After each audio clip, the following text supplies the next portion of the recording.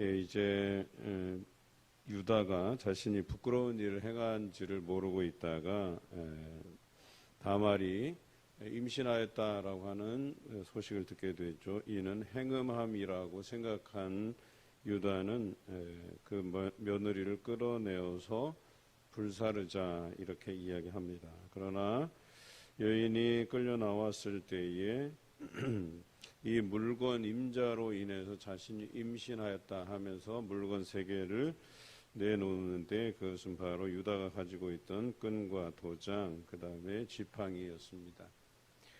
그것을 보는 순간 유다가 충격에 휩싸였을 것이고, 그리고 이대로 며느리를 죽게 하면 안 되겠구나 하는 생각을 했겠죠.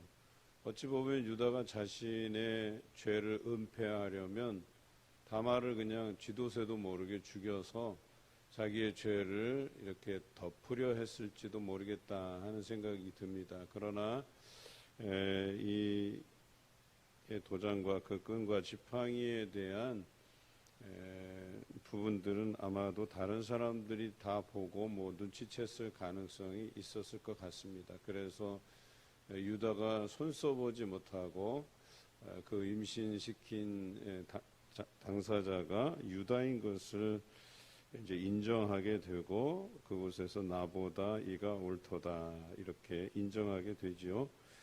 그래서 자신의 잘못을 시인하게 되는데 임신한 사실만 시인하는 게 아니라 그 셀라에게 그 며느리를 줘야 되는데 막내 아들이 또 죽을까 하여 부정탈까봐 주지 아니하였다라고 하는 사실을 인정하게 되죠. 그리고 나서 다시는 그 며느리에게 가까이 하지 않은 그 유다의 모습을 그려내고 있습니다. 지난번에 말씀드렸던 것처럼 요셉의 이야기를 하다가 왜 유다 자손의 이야기를 하는가라고 하는 것이죠.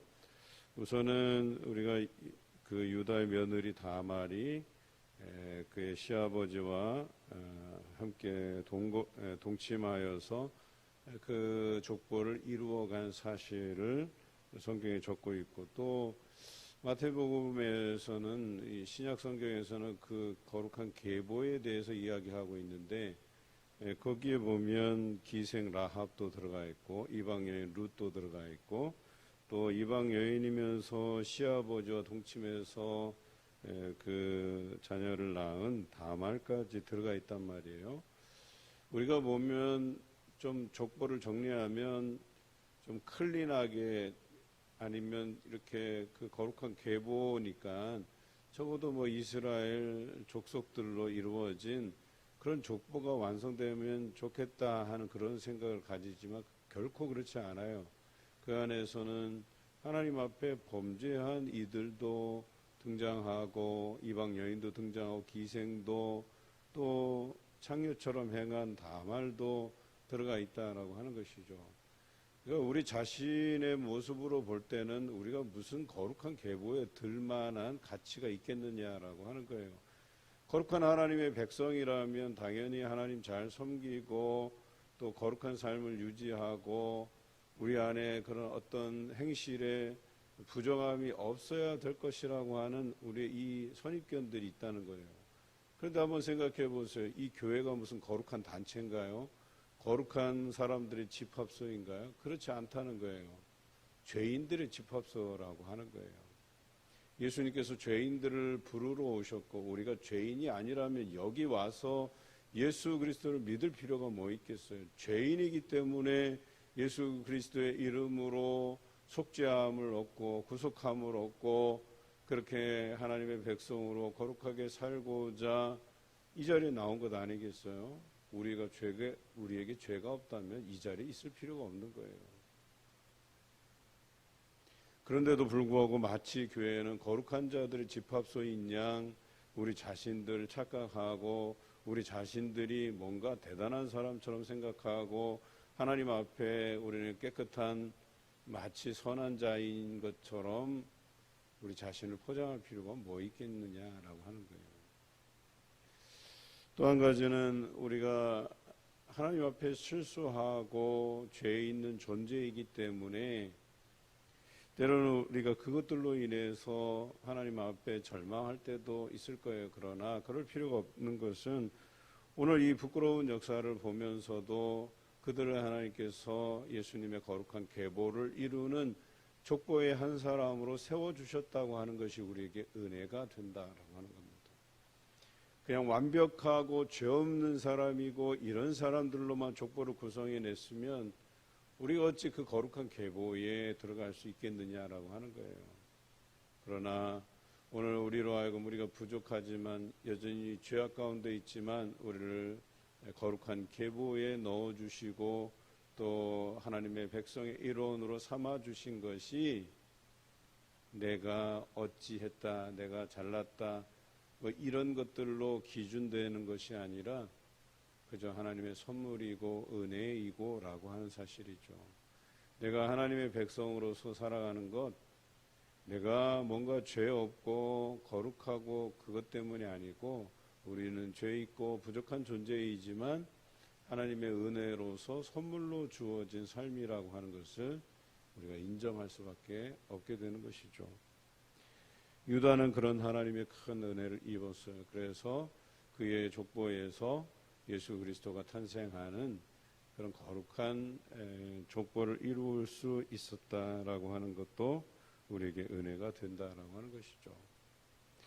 이 요셉의 이야기들 중에 이 이야기를 넣은 것은 우리 삶이 어떠하더라도 우리의 삶을 인도해 가시는 분이 하나님이신 것을 우리가 인정하는 의미에서 이 자리에 위치한 것이죠.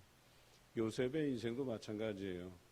어찌 보면 요셉의 인생은 참 형들을 일러 바치는 고자질쟁이였다가 형들의 미움을 사서 팔려가는 인생이었잖아요. 어찌 보면 불쌍해요. 왜 저렇게 형들한테 못되게 굴어갖고 저렇게 형들의 미움을 사냐. 그러나 하나님께서 요셉을 통해서 이 민족을 구원하실 또 큰 민족을 이루게 하실 계획을 이미 세우셨다는 거예요. 요셉이라는 인물을 통해서 그들이 가나안에서 애굽 땅으로 이주해서 큰 민족을 이루어내신 것, 또 그 이후에 모세를 통해서 그 백성들을 애굽에서 이끌어내어서 약속의 땅 가나안으로 이끈 것, 이 모든 것이 하나님의 큰 그림 아래 있었다라고 하는 것이죠. 마찬가지로 유다의 행함을 통해서도 하나님께서 우리에게 깨닫게 하시는 바가 있다는 사실이죠. 우리 자신들이 거룩한 채 하기보다는 우리 자신의 잘못과 실수를 하나님께 솔직하게 인정할 수 있는 사람들이어야 된다는 겁니다. 나 잘난 맛을 사는 것으로 무엇이 화합을 이루어낼 수 있겠냐 말입니다. 오늘 이 유다는 자신이 그렇게 행음하고 그렇게 못된 짓을 일삼았는데 그것을 깨닫지 못하다가 이 다말을 통해서 자신의 죄를 깨닫게 되잖아요. 그리고 그의 인생을 완전히 바꾸어 내신 것을 보게 되죠. 그리고 앞으로 유다가 행할 일에 대해서 이제는 우리가 그의 후손들도 마찬가지고 얼마나 이스라엘 백성이 전투를 벌일 때 앞장서가는 지파, 또 뿐만 아니라 패기 있게 그의 후손들 중에 갈렙이라고 하는 이 대단한 인물이 탄생하고 그의 족보에서 얼마나 대단한 인물들이 배출되는가를 우리가 말씀을 통해서 계속해서 나누게 될 겁니다. 만약에 유다가 이대로 믿음에서 떠나서 멸족이 되었더라면 유다 지파가 어디 있었겠어요? 유다의 인생도 끝나고 버림받은 인생, 믿음에서 떠난 인생으로 마무리되었을 거예요. 그러나 그가 믿음에서 다시 회복을 통해 돌아오고 하나님 그 12지파 중에서 자신이 가장 앞장설 수 있을 만한 그런 거룩한 계보를 이룰 수 있었다는 것이 바로 이 실수를 인정하는 것, 자기 잘못을 하나님 앞에 인정하는 것으로부터 시작되었다라고 하는 거예요.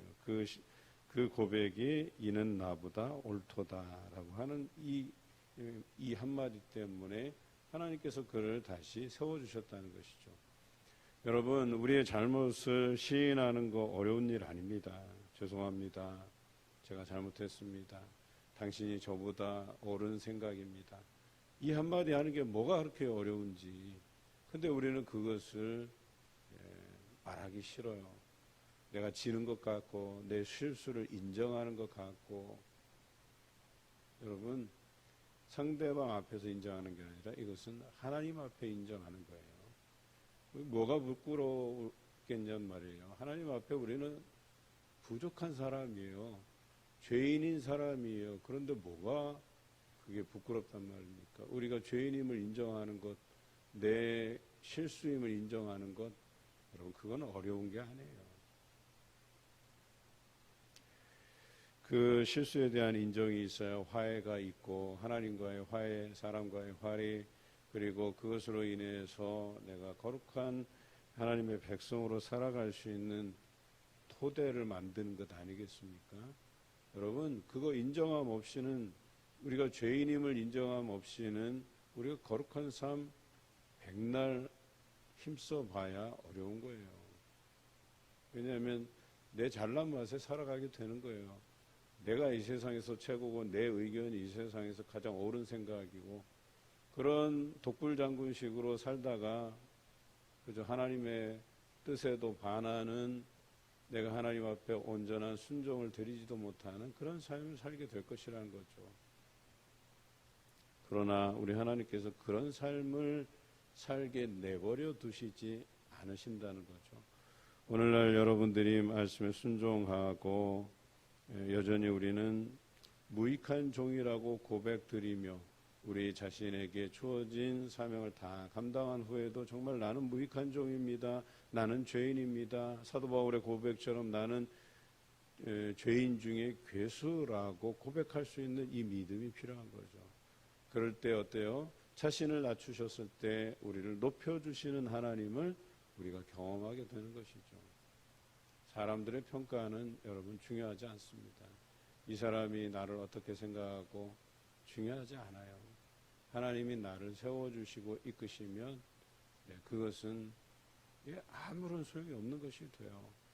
그 사람이 어떻든 간에 나를 이렇게 저렇게 판단하든 간에 하나님이 나를 이끄시고 인도해 주시면 그 살아계신 하나님으로 인해서 진정한 그 사람의 평가가 이루어지는 것이지. 여러분, 우리 하나님 앞에 솔직해지십시다. 그래서 우리에게 주시는 하나님의 인도하심을 따라서 여전히 살아계시는 그 하나님이 나와 동행하심을 다른 사람이 알 때 오히려 나를 그렇게 평가한 사람들이 부끄러워지는 역사가 일어납니다. 그러니까 그런 사람들에게 내 자신을 설명할 필요 없어요. 해명할 필요 없으세요. 내 이 솔직한 심정, 내 심정을 헤아려 주시는 그 하나님께 올바로 설 수 있다면 그것으로 만족하는 것이죠. 오늘 여러분의 인생도 그러한 삶 살아가시기를 주님의 이름으로 기원합니다.